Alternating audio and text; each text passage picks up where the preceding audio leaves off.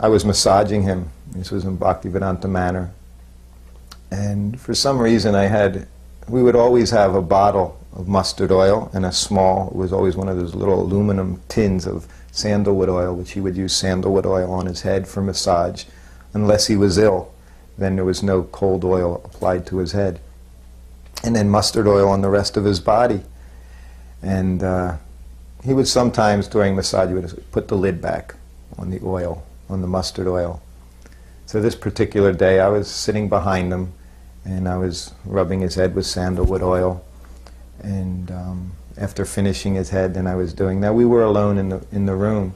I was massaging his back, and massaged his back with the mustard oil, of course, which was now in the bottle, which I didn't put the lid back on because it was not a problem.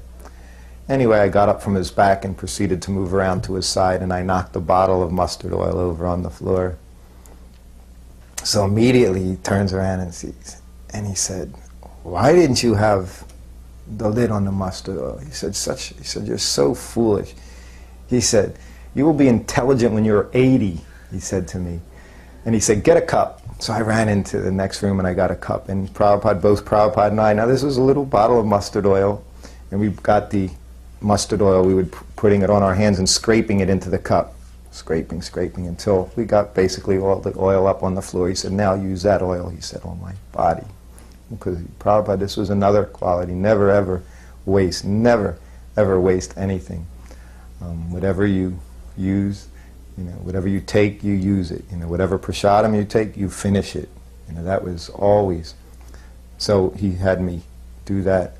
So then I was there and I was massaging his arm, and this was my, I did have some sense of humor with Prabhupada, and we would, I would joke with him on occasion, but this one, it was just an opportunity, and whatever I said to Srila Prabhupada, I would think about once, think about it twice, 3, 4 times before I would say something.